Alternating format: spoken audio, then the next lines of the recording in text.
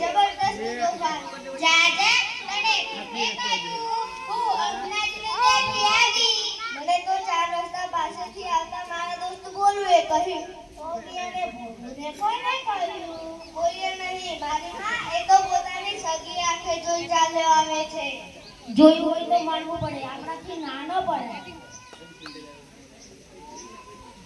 ત્યારે હું કઈ અમથું કહેવાનું હતું વાત સાંભળવાને બદલે ખાલી પેલી સવાલ પૂછ્યા કરો છો તે બહુ ભારે ભાઈ બહુ ભારે ધમાલ તો કેવી ધમાલ એક પાણો આમથી ને બીજો પાણો તેમથી લોક લાખ ડાબેથી જમણે ને જમણેથી ડાબે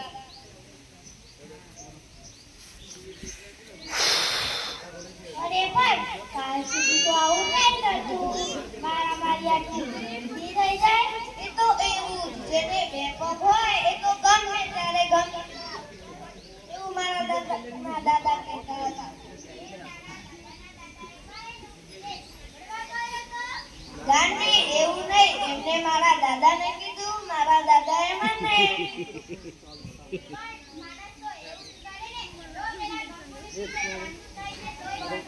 એ ભાગો ભાગો દોડો ધમાચા પથ્થરાબાજી લાતાલાજી મુક્કામુક્કી જે વચ્ચે આવ્યું ધીમો ભાગો દોડો દોડો શું છે આટલું અલ્યા ગાંધી જરા કાંડો પણ એમ કાંઈ ઘર બહાર મૂકીને દોડી ન જવાય ઘરને બહાર તો તમારે વગાવી ભાઈ તમે તો અમે બહાર કરી દઈએ નેશનમ કેમ ટોમી લો આ ગંગુ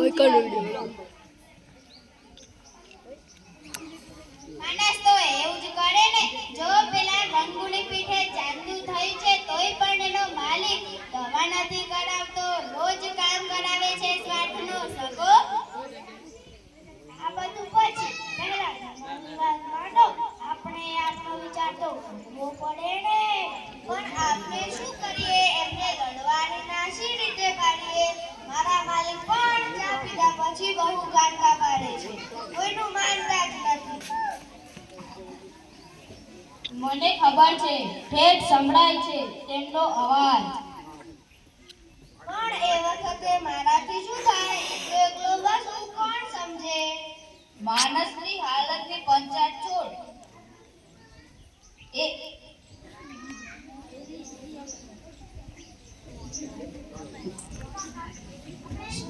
હવે સો વાતની એક વાત માણસો માએ માએ જગતે છે તેમને ઝઘડા લેવા છે કે આપણે વચ્ચે પડીને એમને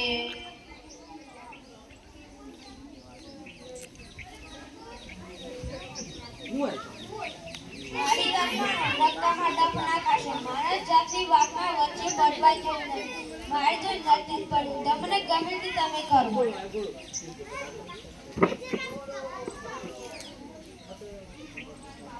દોડો દોડો આગ કાકડા કેરોસીન બધું સળગે છે બંદૂકોની ગોળી ધડામ બડામ બમ ગાંડા થઈ ગયા છે બધાએ ભાગો ઉભા રહો ગરી તું માંદી હતી ત્યારે ડોક્ટરને કોને બોલાવેલા મારા માલિકે ભગવાન તેમને 100 વર્ષમાં કરે અને કાળું તને ઉલટી થતી હતી ત્યારે દવા કોને આપેલી જે ઓટલે પડી રહું છું તે કરના જમનાબાઈએ જ તો એ બધાને નુકસાન થવા દેવાય આપણે ઝઘડો કરવાની ના પાડે છે અને તેમને ઝઘડવા દેવાય જરા વિચાર કરો રોકવા તો જોઈએ છે કોઈના બાવડા મારી પાસે છે પણ એમાં તમારી મદદ જોઈએ છે છો તૈયાર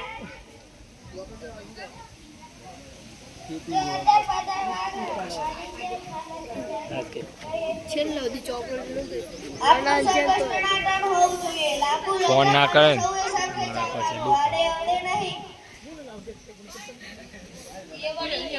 હાસ્ય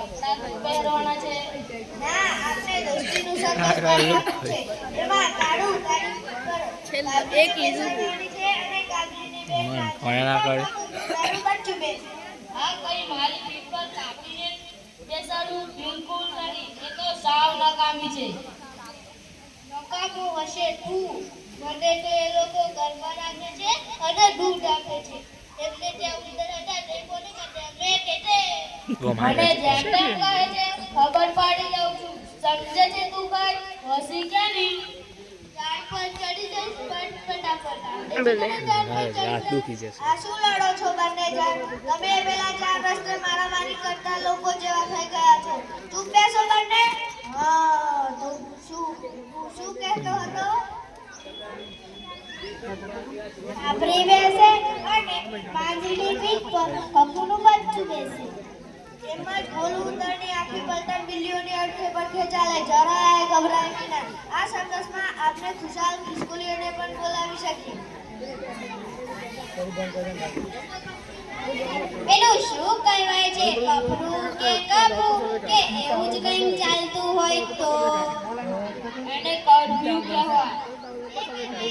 મને તો એટલી ખબર છે કે રસ્તા પર ફરતા હોય તેમને પકડી લે.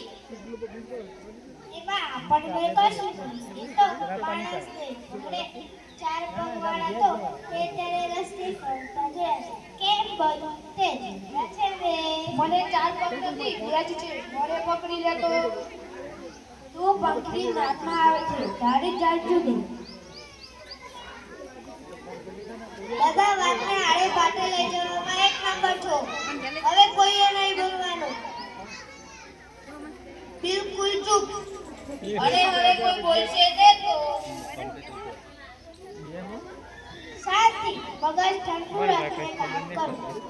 આપણે સંતોષ કાઢીને 4 બત્તી પાસે જવાનું છે. ઓલું ઉંદર પાસે કોણ જશે? કાબરીને જ મોકલો ને. ના, એને સમજાવવાનું છે. એટલે કાબરી નહીં, બંને બંકી જશે. નહીંતર કાબરીને જોતા જ ઓલું દરમાં બેસી જશે અને પછી બહાર નીકળશે.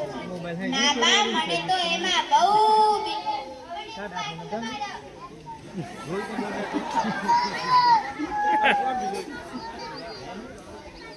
ના બા, મને તો એમાં બહુ બીક લાગે. એ તો બહુ જબરા જંબ જેવા દોડી આવે.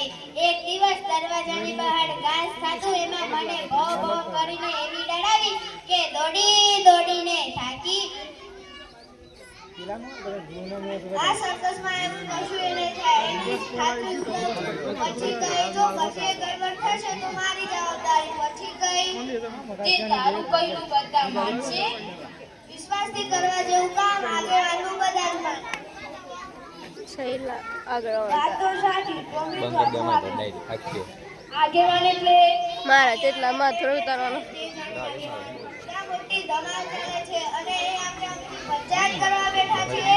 હવે બધાને ભેગા કરવાની જવાબદારી લેવાની છે. ઓલું ઉત્તર પાસે કોણ જશે? કાબરીને જ મોકલો ને. ના, એને સમજાવવાનું છે. એટલે કાબરી નહીં, બંને બંકી જશે. કાબરીને પાછળ રાખીને ભોલુને સમજાવીશ.